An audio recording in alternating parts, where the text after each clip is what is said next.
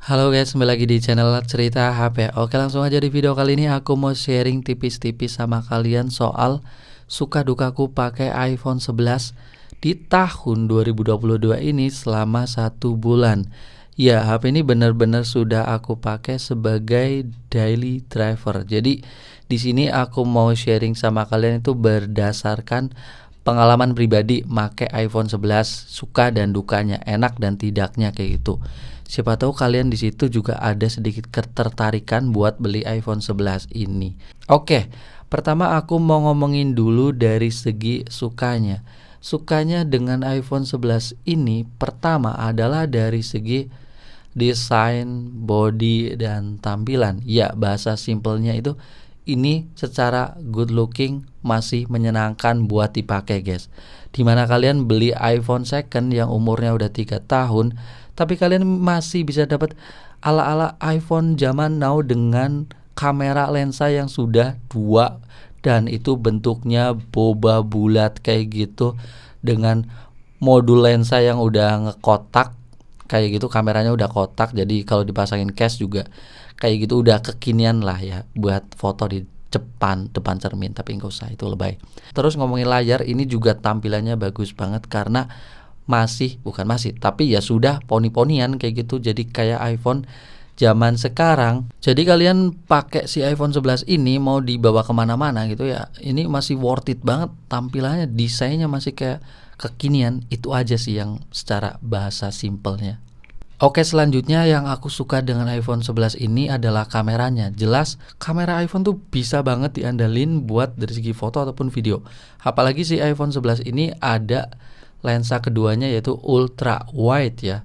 Ini worth it buat kalian yang kayak punya iPhone yang agak jadul sebelum ini.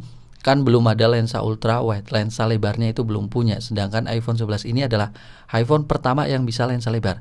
Tapi kita ngomongin dulu untuk kualitas foto dan video, ini bisa banget diandalkan. Untuk foto-foto jepret di semua pencahayaan, menurut aku iPhone tuh hasilnya natural. Apalagi buat foto-foto orang, berasa lebih cakep aja. Makanya aku nyadar kalau banyak konten kreator, selebgram pakainya iPhone. Ya karena hasilnya itu bikin cakep dan pas, nggak lebay. Kalau ngomongin video sih ini udah bagus banget sih, kayak videonya itu stabil, bahkan bisa sampai 4K 60 fps ya. Dan perpindahan lensanya juga waktu kita rekam itu nggak usah jeda. Jadi kita bisa sambil ngevideo, terus kita bisa pindah ke lensa lebar tanpa videonya harus dijeda. Jadi ini buat bikin kayak konten atau video pendek, vlog kayak gitu, itu asik banget. Ya intinya dari segi kamera ini masih sangat banget bisa diandalkan dan masih worth it banget kalau kalian tuh pengen nyari HP dengan kualitas kamera bagus. Si iPhone ini memang udah terkenal ya kameranya bagus. Selanjutnya suka yang ketiga, ini yang terakhir aja, karena tiga suka ini bener-bener aku rasain banget, kayak desain, terus kamera, terus yang ketiga ini performa. Performa gaming di iPhone itu jelas kayak lebih stabil, smooth, pokoknya lebih enteng, lebih lancar. Itu yang aku rasain sih. Tapi nggak cuman main game doang kayak ML, PUBG, Genshin yang aku rasain enak. Selain itu performanya juga enak buat keseharian, multitasking, terus editing video. Seperti rutinitas aku tuh suka ngedit video di HP, dan iPhone ini tuh salah satu HP yang buat ngedit itu stabil, jarang banget kayak ngambek tiba-tiba aplikasinya close. Aku udah beberapa kali nyoba HP flagship dari kubu sebelah juga sekelas ini, tapi ada beberapa yang pengalaman aku tuh kayak masih ngeblank tipis-tipis kayak gitu. Tapi di iPhone ini sejauh ini benar-benar stabil, apalagi untuk performa gaming aman, performa multitasking juga enak. Jadi nggak usah diraguin sih, karena iPhone itu salah satu HP yang performanya oke. Bahkan kita tuh kadang melupakan ini RAM-nya berapa kayak gitu. RAM-nya 4 GB gitu kan. Pro player juga rata-rata pakainya iPhone gitu kan. Ya gitulah, yang secara bahasa simpelnya ini performanya masih enak banget, dan itu bener-bener kayak berasa enteng dibahas. Pakai HP ini tuh bener-bener kayak gesit. Sekarang aku mau ngomongin dari segi dukanya. Ya HP ini juga bukan HP yang bener-bener komplit enak dipakai, enggak, juga punya kekurangan guys. Kekurangan pertama yang aku rasain adalah dari segi layar. Ya Ini layarnya memang udah kekinian ya, poni-ponian bezel simetris gitu, tapi untuk resolusinya ini belum Full HD dan panelnya juga belum OLED. Harga 5 juta, HP flagship juga ini, tapi layarnya masih IPS LCD dan belum Full HD, resolusinya masih 828 ppi gitu. Ini HP tuh masih kayak kerasa kurang greget layarnya kalau kita mau dipakai buat main game, mau dipakai buat nonton video yang sinematik itu kerasa banget, mau bersosial media, ngeliat foto, ngeliat video, ngeliat konten apa aja tuh kerasanya kurang mantap sih. Buat kalian yang udah ngerasain layar OLED, apalagi dengan ngeluarin budget 5 juta, mantan flagship ataupun HP zaman sekarang juga rata-rata resolusinya udah tinggi sama layarnya udah OLED, nyoba iPhone 11 ini layarnya agak sedikit bisa dibilang burik kayak gitu sih, kayak kayak layarnya biasa banget intinya, tapi nggak jelek ya. Kalau aku bilang ya nyaman-nyaman aja, cuman layarnya itu benar-benar B aja.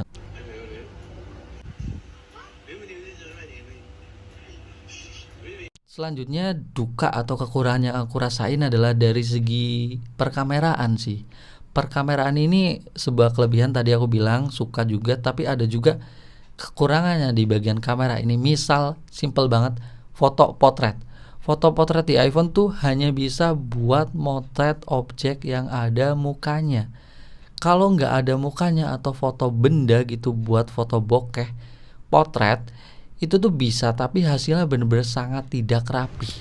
Ini berbanding terbalik banget dengan HP zaman sekarang di harga 3 jutaan udah ada lensa bokeh dan itu hasilnya juga bagus. Apalagi kalau kita tengok di brand mantan flagship kayak Google Pixel, hasil foto bokehnya itu bagus banget kalau buat foto selain muka gitu ya. Sedangkan kelemahan banget di iPhone 11 ini buat foto selain muka atau benda, kita pengen dapat background yang ngeblur, itu hasilnya mengecewakan sih. Jadi itu juga aku rasain di iPhone 11 Pro, bukan 11 ini doang. Jadi foto potretnya masih lemah, itu aja sih. Pada bagian kameranya juga ada sedikit kayak duka-duka, kekurangan sih menurut aku. Ini bener-bener yang aku rasain guys, adalah dari segi mode malamnya yang otomatis. Jadi bener-bener ini merepotkan banget. Jadi si mode malam di iPhone 11 ini tuh aktifnya tergantung deteksi pencahayaan. Kalau gelap dia aktif sendiri, jadi kita nggak bisa ngapa-ngapain. Kayak waktu kita shot ke cahaya yang kayak remang tipis-tipis, ini mode gelapnya belum muncul. Soalnya sering banget aku ngerasain kayak di suatu keadaan pengen tuh foto suatu objek tapi pakai mode malam, karena kalau pakai mode malam itu jauh lebih bagus. Tapi di iPhone ini nggak bisa, kalau nggak bener-bener gelap mode malamnya nggak muncul. Itu aja kadang bikin repot sih. Kenapa nggak manual kayak HP pada umumnya gitu sih. Oke, selanjutnya kekurangan yang keberapa ini, ya udahlah ya. Yang selanjutnya ini yang terakhir, menurut aku adalah dari segi chargingnya yang benar-benar biasa banget. Kalian beli HP 5 juta tapi chargingnya masih ini 20 watt aja. Bahkan HP 2 jutaan kemarin yang pernah aku punya tuh Poco M4 Pro 33 watt dan itu bisa penuh dalam 60 menit 0 sampai 100% tuh gila banget. Sedangkan di iPhone 11 ini kalian bisa ngecas 0 sampai 100 itu sekitar yang aku rasa ini 2 jam. Itu pun kalau pakai charger yang fast charging ya. Kalau kalian beli iPhone 11 ini biasanya second itu dapatnya charger yang 5 watt aja, itu pun belum tentu original. Jadi kalian beli iPhone 11 ini selain ngecasnya yang kayak biasa aja, kalian juga ada sedikit pikiran buat beli charger lagi yang ori ataupun yang fast charging kayak gitu. Jadi agak sedikit ya beban di sini, yang aku rasain juga kayak gitu. Ngecasnya lama, sama kita kalau punya pengen lebih kenceng ya beli chargernya lagi ataupun pengen beli yang aman gitu, karena charger yang dikasih di HP second iPhone 11 ini rata-rata bukan ori sih. Itu aja. Oke guys, mungkin segitu aja yang dapat aku ceritain sama kalian soal suka dukaku pakai iPhone 11 selama 1 bulan. Ya kurang lebihnya mohon maaf kalau ada kata-kata ataupun pembahasan yang kurang mengena atau agak sedikit kayak kurang jelas ya. Selebihnya kalian bisa tulis semuanya koreksi semuanya di kolom komentar. Kita ketemu lagi di video selanjutnya dan bye.